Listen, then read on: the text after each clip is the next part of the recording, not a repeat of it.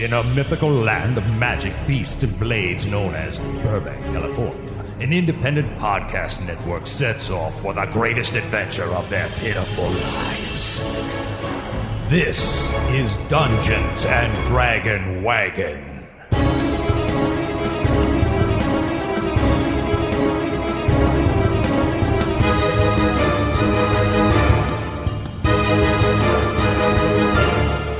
And welcome to Dungeons and Dragon Wagon, the Rhyme or Reason. Do you guys headbang to the theme song? I headbang to the theme song, and then I do sort of like an air drum thing to it. It's so freaking great. Shout out to Dan Martinez for our theme song at Dan Martinez Music.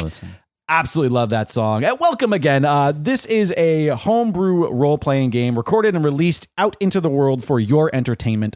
My name is Jake Lloyd, and I am the co-founder of Dragon Wagon Radio and the host of podcasts like Elaborate and What the Heckonomics. Follow me on Twitter at LiquidJake and on Instagram at Jake Lloyd. And I am playing the half-orcan fighter Junk. Say hi, Junk. Hey, little buddy. And as always, my associates in adventure to my left, she is a friend to the animals and a poet and a writer and all things majestic and fantastic. Follow her on Twitter and Instagram at Alexandra Hoy. It's Alexandra Hoy. Top of the muffin to you. Top of the muffin? Yeah. Oh, you know how much I love a muffin. I like a muffin stump personally. You know what my favorite part of the muffin is? The muffin panties. Yeah, tearing off the muffin panties. Such a weirdo. You know that's my favorite part of the muffin. I don't know how you can sexualize a muffin, but I don't like it. Oh, I can. Alexandra is playing the human rager Adeline. Say hi, Adeline. Hi, everybody. And to her left is the man with no foe. He is as tall as his character is creepy and into spiders. Follow him on Twitter at Matt_Hingstman and Instagram at mHingstman. It's Matt Hingstman. Hi, Matt. Hi. How you doing tonight? Good. How are you? I'm stoked to play some Dungeons and Dragons Wagon. Me too. Heading back to Rymore. Mm-hmm. You know, I feel like Matson and Junk came a long way. We had a little moment in Yeah. the last session. We had a little moment. It's was nice.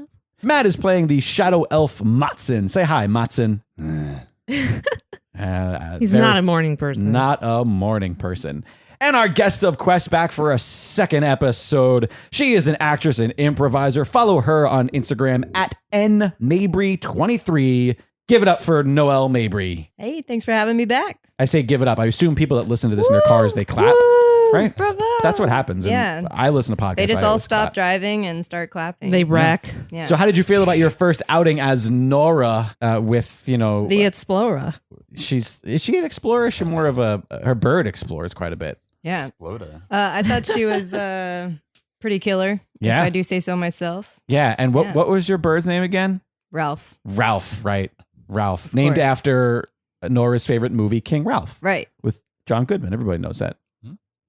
And I'm going to hand it over now to the man who created these lands, the man who birthed Rymore from his loins, our fearless dungeon master. Follow him on Instagram at the Paul Bianchi. It is the one, the only Paul Bianchi. Wow.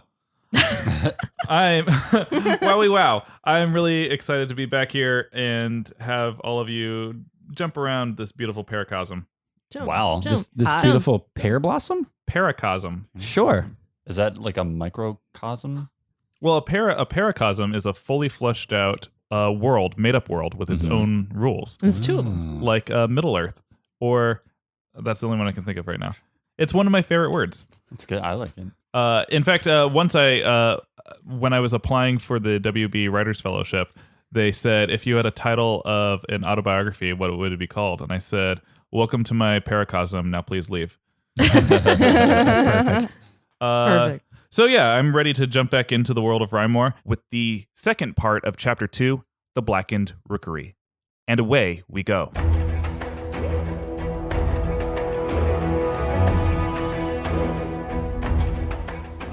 After further riding north, the adventurers found their respite at a campsite along the beach again, having washed away the mud and blood from their frightful battle with the cannibals. As they journeyed closer to Cragshore, the smell of smoke and death began to fill the air, and Gregor's words appeared to ring true. Now it's the morning of your second day of travel, and you again awaken on a beach licking your wounds and gearing up for the final push to Cragshore. My shoulder is killing me. Did you see that guy stab my shoulder? Yes. So I'm surprised you're still walking. Yeah, it went all the way down. Gnarly. It went all the way down to the bone. Hey, Orny, Yes. do you have anything that could help kind of heal up this a little bit quicker? I'm an alchemist, not a doctor, damn it. Oh, I thought maybe you had okay, never mind. Well, I mean, if you would like to gather materials to help me produce a healing potion, then I would need a sampling of tundra glade and some sallow aloe. Where do we find Tundra Glade? In the tundra. We are not in the tundra anymore. Okay. That makes sense. Yes. Nora, how did you sleep? I didn't sleep much at all, actually. I'm kind of worried about my birds. Oh, yes. Oh, tell me, why were you not in Cragshore when Cragshore fell away into ruin? Well, I was away on business. Obviously, I wouldn't have left my birds there if I'd known. Oh, I see. Away on business. Oh, wink, wink. Are all of your birds special powered? More or less. It depends on what special powers you mean. Well, I mean, Ralph over here, he pukes acid. I thought I had a pet cockatoo when I was a kid and he didn't puke acid is just what I'm saying. Right. I mean, well, it depends. I've got the acid falcon. I've also got an owl that can put shapes into the proper holes that they fit in. So, I mean, it really depends on That is skills. remarkable. That's so special. Wow. It's pretty impressive, guys. Did you say that when you were younger you had a cockatoo? I had a cockatoo when I was younger, and That's not He what I meant a meant, bird. Orny. He meant a bird. Orny, that's not what I meant. You know that. I'm kind of folding up my little tent thing, and I yell out, Adeline, do you mind giving me a hand here? Of course. We're pretty impressed with your bow skills the last couple of days. Where did you learn to shoot? Oh, thanks. My brother taught me, actually. Your brother? Yes. Where did he learn? He learned from a master, and he was actually in the war, so that's kind of where he developed his skills. And where's he now? Unfortunately, he perished. Sorry to hear that. Thank you. Yeah, it'd be really nice to know where my brother was, but we're all sitting around here on this beach. you know, she raises a good point. We should probably be on our way to Cragshore. It shouldn't take us very long to ride there. So the party sets out, unless there's any objections. Party sets out heading towards Cragshore. It takes you guys about 3 hours of journey to get to Cragshore. Like if we were on our own human hours, you'd get there at about 11 o'clock in the morning. Right. So the sun is sort of high in the sky. As you approach what was once the city of Cragshore, you find instead piles of rubble, burning cinders, body parts, just things on the periphery that sort of speak to the complete and utter destruction of this town that is relatively smaller than Shell's Landing, but still utterly and completely destroyed. There are a few standing buildings towards the center of town, but aside from that, you don't see any signs of life and just sort of more birds. You see crows picking at the bodies of the dead. What's the matter, Matson? Something like this. It smells like my uncle's shower in here. Can I roll to see if I can see my rookery from here? You sure can. Ooh. 17. So in the distance, you see the tower where you were formerly employed, still sort of half standing, this crumbling tower in the distance that you would have to sort of parkour over the fallen rubble to get to. Well, my rookery's still there, but it seems to be pretty unstable and all my birds are in cages. So they're stuck. Well, why don't we see if we can't make our way over in that direction? I think our horses may have trouble walking on this terrain, but Oh, not this horse. Look at him. He's my guy's doing really good with everything. He's got it. your horse looks like it has somehow fallen asleep. Perhaps we should tie them up. Perhaps we should hitch them here at the edge of Yeah. town and walk in by foot. I agree. So as you do that, you hitch the horses and you begin to walk into town. You sort of have to clamber over piles of things. Right. There are many charred bodies and some bodies that are not charred, but looks like they were sort of torn apart by yetis. It looks like the gnome coalition has also attacked this town in a very similar way, but it doesn't appear that there have been any gnomes here for quite some time. As you're walking, Orny takes a moment to look wistfully off towards the amount of dead bodies that are charred around, and he says, "You know, this reminds me of a particular tune that is very famous in Shell's Basin." Oh, another famous tune from Orny. I mean, you know how much, we love a tune. Shall you regale us with it? I shall regale you with it. Thank you very much, Junk, for such fine language use. Yes, we've been working on his vocabulary. Yeah, Adeline's been learning me real good. Teaching you well. Teaching me well, that's what I meant. Yeah. It goes, "Oh, the village of Dagra burned one day. It started in the pasture, too. So pigs turned pork and cows turned steak when the village of Dagra burned. The flames swept through the graveyard next where the founding fathers laid. Oh, they didn't rest in peace that day when the village of Dagra burned." And there's a chorus as well. Yeah, I'd love to hear the chorus. And It's it so goes, chipper.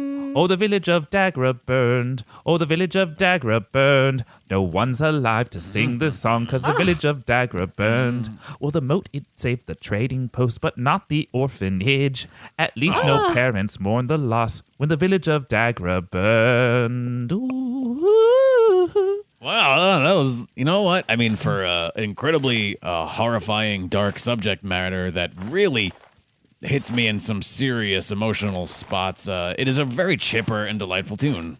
Oh, thank you very much. Next time I would hope you would accompany me.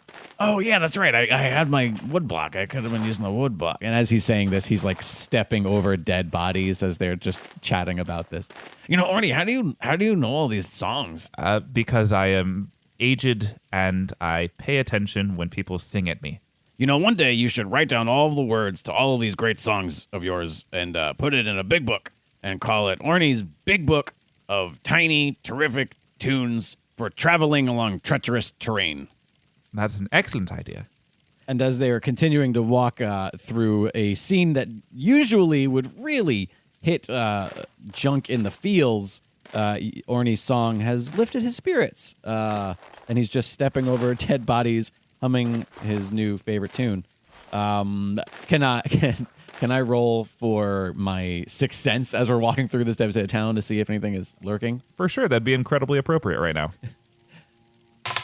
That's a 16. As you guys walk through as a party, Junk feels his sort of Orkin spider sense tingle, and he senses that there is a presence that is watching them as they make their way through the town.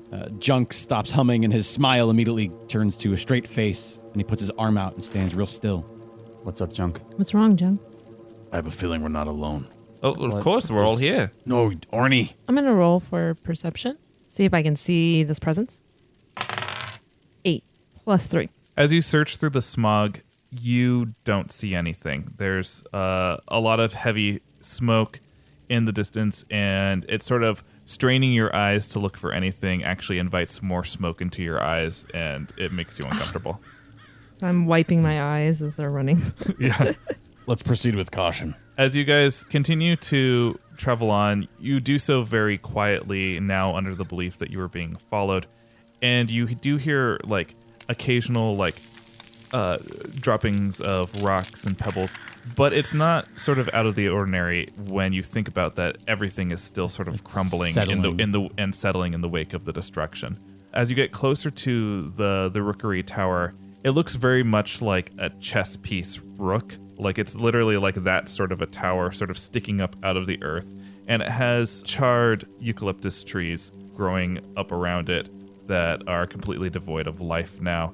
And there is actually a skeletal charred remains of a man right in front of the tower, like who looks like he maybe ran down the stairs and then stopped and then sank to his knees right before someone who burned him. It's Beck. He takes care of the birds when I'm gone. I'm sorry, Nora.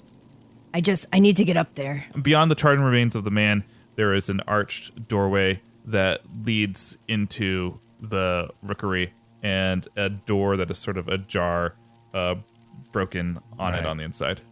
Nora, when you find your way inside, can you roll for perception for me? That's a 3. It is very dark on the lower level of the inside, and you're very familiar with the tower, so you're able to sort of feel around and find your way to the stairs, but you can't make out anything in the lower region of the tower. I'm just going to assume, Matson, you're not in a rush to get in to see these birds. I think I'll stay outside and stand guard. All right, buddy. Who's coming back? So I'm going to walk in, and I will now roll for a perception check, being that I could see a little bit brighter. And that's a critical fail. It's a critical fail. Give me also a clumsy check.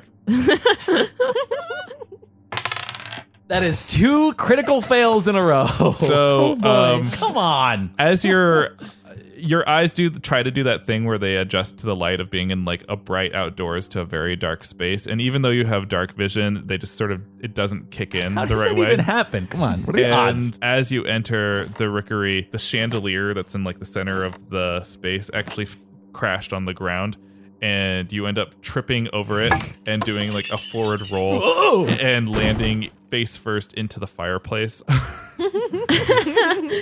Junk, are you okay? Yeah, no, thanks, Adeline. I'm fine. Usually chandeliers are on the ceilings. You know what I mean? Yeah. It's okay. I'm just gonna be here for a second. Would you have a little respect, please? I apologize. I think I hear like some crashing from the outside and everything, and I'm like, huh? But I don't go anywhere near the door. Oh, look at that. There's a chandelier in the way. The cataracts.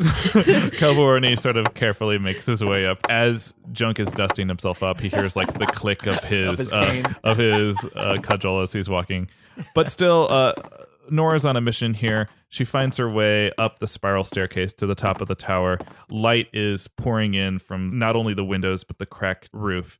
It seems that Beck, or whoever was there during the explosion, managed to fling open all of the cage doors so that the birds have escaped. There are no charred remains of birds. There are just flung open cage doors. However, 2 of your birds are sitting obediently on their perches, and you notice that they have messages clipped to their feet. I run up to my birds without anything falling apart. The place is unstable, right? So yeah. Everything. It's a stone tower, so it's doing pretty well despite everything. Okay, so I run up to my birds and privately check my messages. I've written the 2 messages that are attached to your bird's feet. It is up to you whether or not you share them with the group as they approach the top of the tower with you. What did you find, Nora? Baron Quinzel, please report on the status of Cragshore. Shell's Landing and Torport are in ruins. The gnomes have turned on us. Only Silverhammer remains. As the capital, it was probably too strong for the gnomes to overrun. Well, at least until they're powerful enough. I'm sure stealing 3 Kalbana stones will help turn the tide towards their tiny, terrifying direction. Adeline gently looks over at Junk and gives him like a little thumbs up for that alliteration. And she turns back to Nora and asks, so what about the other letter? And to the wards of Shell's Landing, the uncrowned King of Kings promise requires your aid. The rewards will be great, and our kingdom will owe you a great debt. So it sounds like King's promise in the north still stands, but if the uncrowned king is requesting help of his own, who knows what it's about? They might not even know of the attacks yet. I think we should head up there immediately. I could send one of my birds in the meantime. Oh, great idea. That is an excellent idea. We could send notes to both Silverhammer and Norrance and let them know that we were here and we received the messages. Cragshore has been destroyed, and maybe just a hearty, keep it together, Silverhammer. We're counting on you. And a drawing, a stick figure drawing. I like it. Will that all fit on a piece of paper that can go around your little birdie's feet? I can manage that, yeah. All right, thank you. Nora, can you add to the letter too that there's a gnome called Menshal that... Oh, yeah, sure. Any more personal messages you guys need sent out, or just, No, it's just that we think he might be one of the leaders of this attack, so just want to warn Silverhammer in case someone there knows. Fair enough. I'll send the note around before I attach it so everyone can pre-approve and edit at their will. Great. Perfect. What are you going to sign it? You can include my name as a Kelber. I'm a respected member of Shell's Basin. Great. There you go.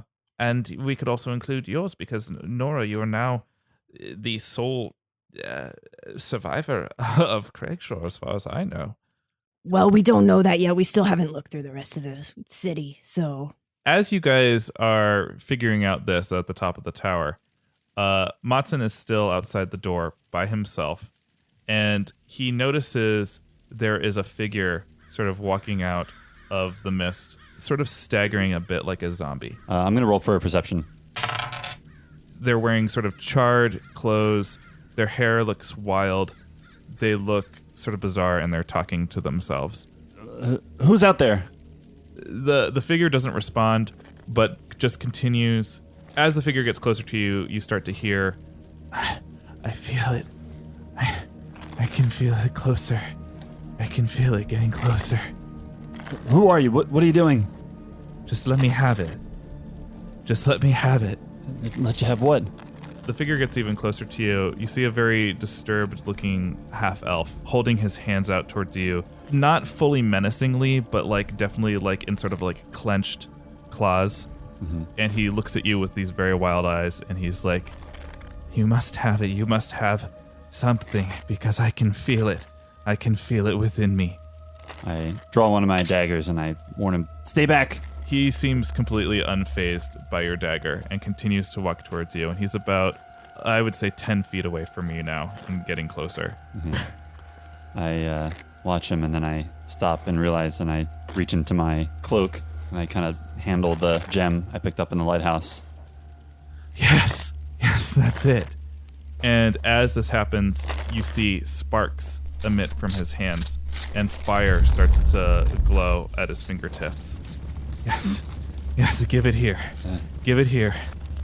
What is it? Something I need. Give it. And I yell inside the Rookery. I yell, guys! I make my way down the stairs to him. I follow. You guys sort of all make your way down the stairs quickly, and this man is sort of pacing back and forth a bit in front of Matson as you all get closer. You can see the fire emitted from his fingertips. And Nora recognizes this man immediately. This is her half-brother, Seville. Everyone, back up! Back up! What? That's my brother, Civil.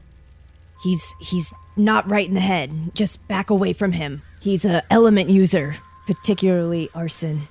When you say element user, does that element include fire? Well, yeah, I just said arson. We'll get a dictionary in the next town over, okay? Is there another way out of this place? Out of the Rookery? Yes. Yeah, right at the top where the birds leave. Oh, great. Well, we're going to have to do something. Everybody's getting very, very tense right now. Can you speak to your brother and tell him that we mean him no harm? If he even recognizes me. Seville's eyes are trained mostly on the blue gem that Matson is holding in his hand. And unless you want to quickly do a sleight of hand, everyone is going to see that you have this blue gem in your hand. Okay. I'm going to roll for a sleight of hand to shove the thing back in my cloak before anyone notices. 13. So you do it quick enough that everyone who's standing behind you does not catch you doing that, so no one else has seen this blue gem. But Seville, who's focused on it so hard, sees you do this and immediately goes, no! And fire begins to shoot from his hands, and you'll have to roll for initiative in order to keep from getting singed by his blast. 8. So you do roll out of the way, but he singes you for only 1 damage. Give it back! Give it to me! Give what back? What is he talking about? Matson, what do you have? I don't know what he's talking about. Matson. And I want to try to intimidate Matson. Critical fail. Damn it. Matson is unfazed by your intimidation attempt. Look, he's absolutely out of his mind. He could be going for anything right now, guys. It's really... Nor, how do we take this thing out? This thing happens to be my brother. Thanks. You know what this reminds me of is whenever we had a troubled member of the Order, sometimes people would absolutely lose it in the presence of the Kelpana stones. And we would take them out unarmed, you know? I think that we might be able to subdue your brother in a safe way.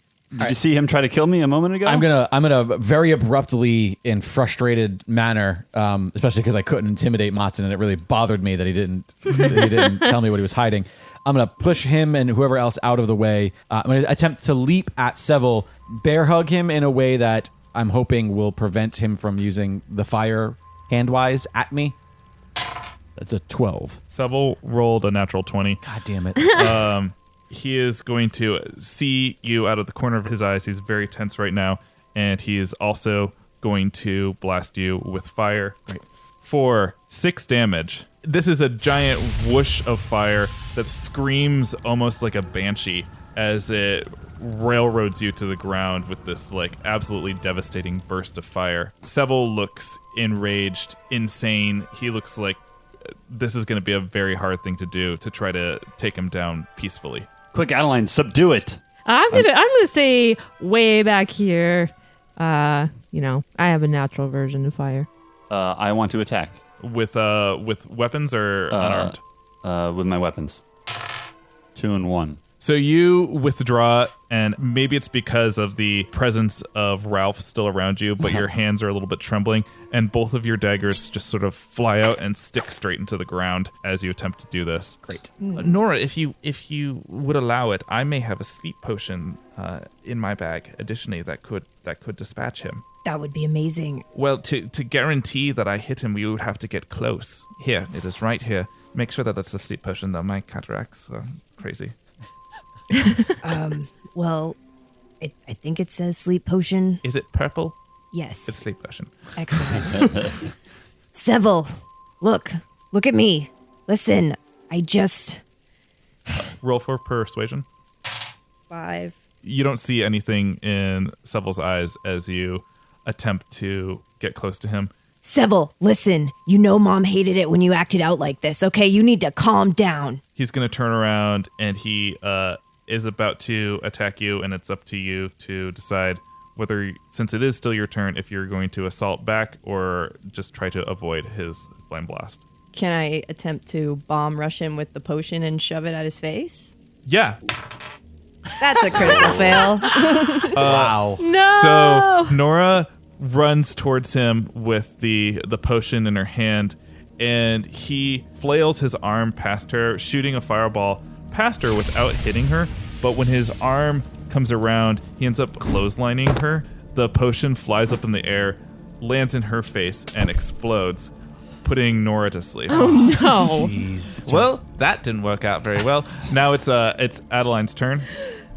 Oh boy. So I draw my bow and I'm gonna aim for his arm to hopefully just at least decrease some of the power going on here.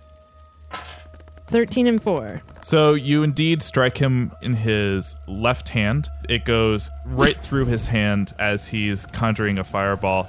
It sort of burns and sears the arrow as it's sort of going through, and it comes out as dust on the other side of his hand. Whoa. But it carves a clean hole through his hand, and now it is bleeding like he has stigmata. Yikes. It is Orny's turn next, and Orny is going to run over to Nora's side. He is going to attempt to slap her awake. He rolls an 11, so with enough slapping, he should be able to wake her up by the next turn. And he just sort of is kneeling next to you, and he's just like, "Wake up! Wake up! Wake up! Wake up! Wake up! Wake up! It's time to wake up! Wake up! This is the song that I sing when I am waking up a half elf when her crazy brother is attacking." And he's slapping on every syllable, right? Yeah. It's the old classic gnome slapback. Yeah. It is Seville's turn. Well, Seville's only focused on one person. He is still focused on Matson. He attempts to throw another fireball at Matson, and Matson just continues to evade his attack, doing one of those diving rolls away from him. Yeah. And when he does that diving roll away from him, you actually see the fire that's in Seville's hands decrease in power. It is Junk's turn now.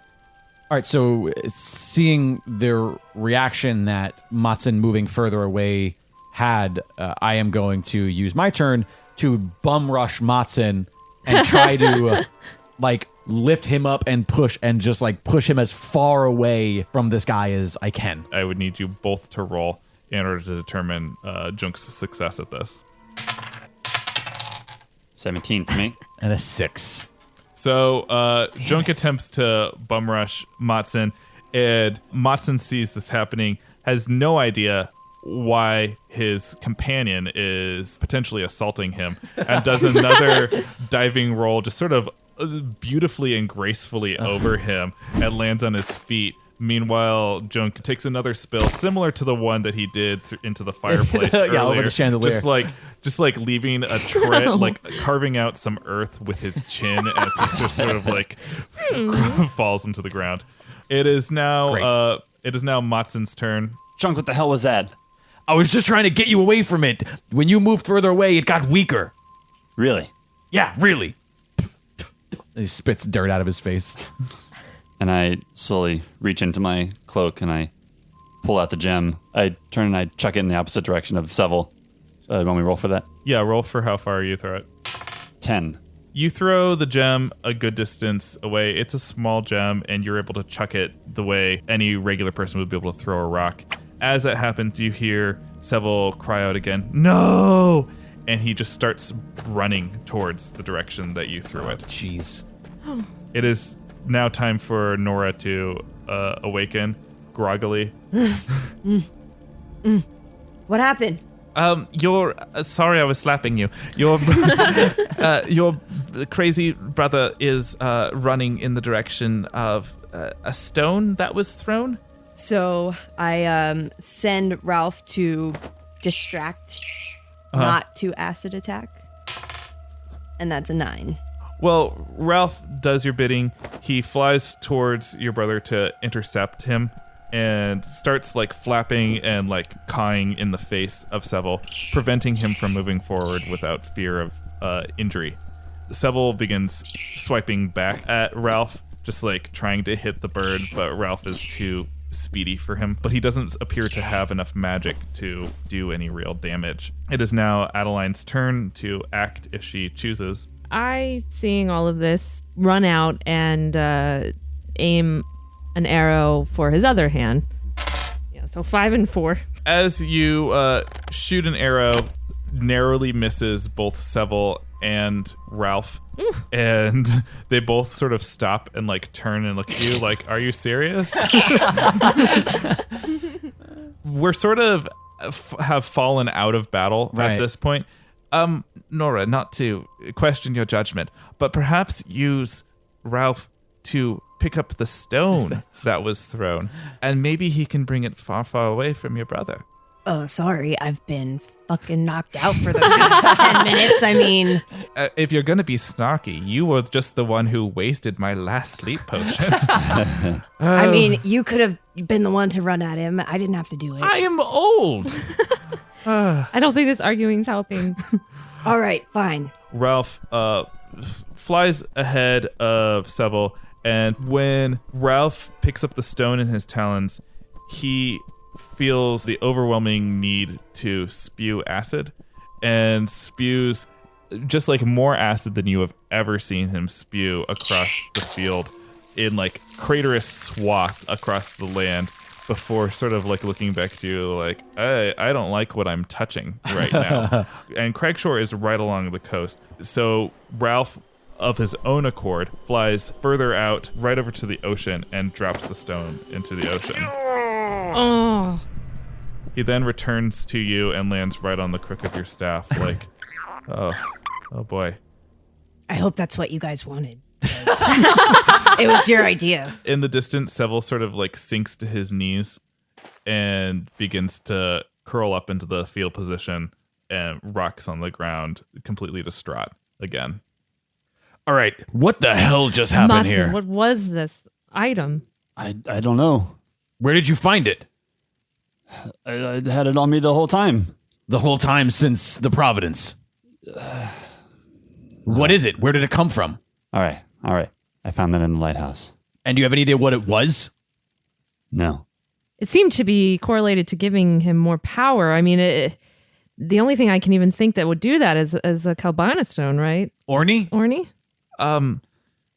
Yes. However, I got a good look of that before you threw it, and it seemed to be different than the Kalbana stones in some way. You saw the Kalbana stone. You saw it projecting light. This was just a regular blue stone. Do you know of other items that can kind of tether that magic? Oh, I would need to consult some texts. Well, either way, it was extremely dangerous. You said you found it in the tower. Why didn't you tell us about it then? Did seem powerful. That's why I kept it for myself.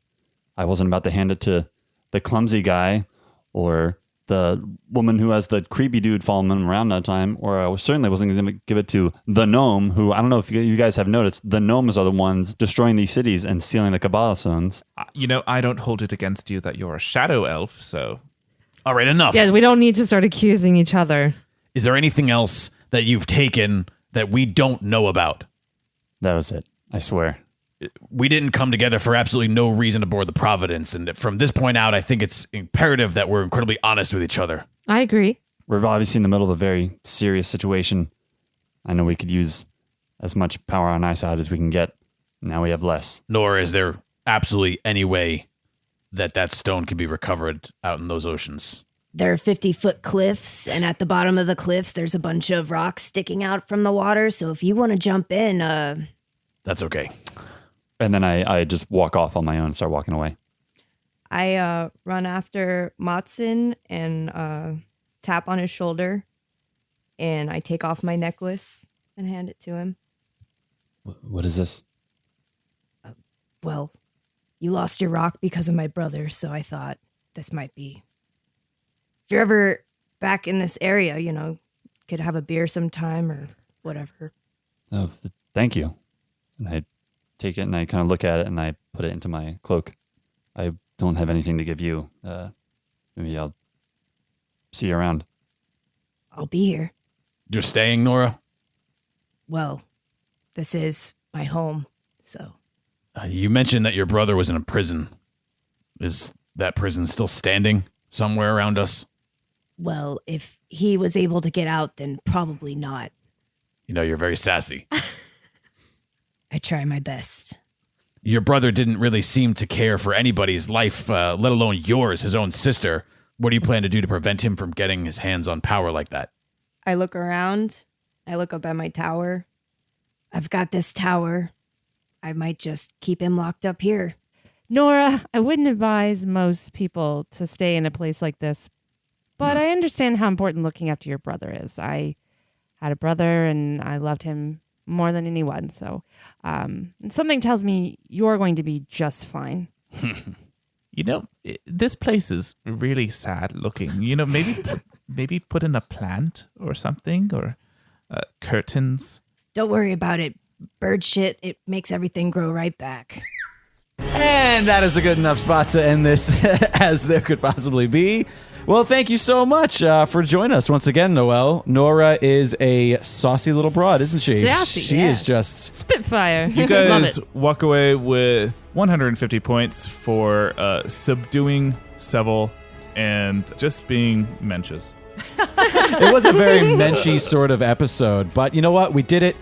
We barely did it, I should say. That was sort of a train wreck, and I don't think anybody rolled anything higher than a 5. It was a terribly unlucky episode. Regardless, if you're enjoying this podcast, please check out D&DWpod.com for more information, for back episodes, for character portraits and bios and all that good stuff. You can even click the contact button and write us an email. You could tell us all the mistakes that we made and everything that you love and everything that you hate and all that good stuff that comes with it.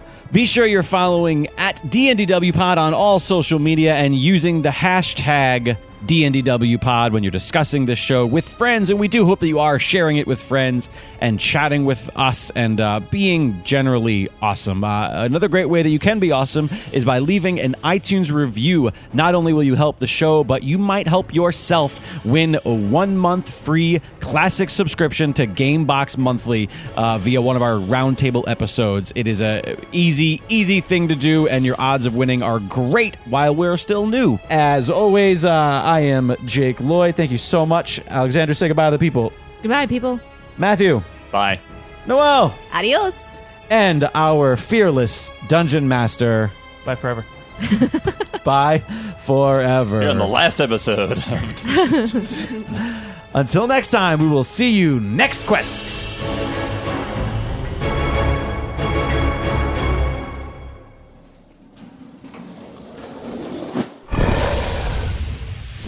Dragon Wagon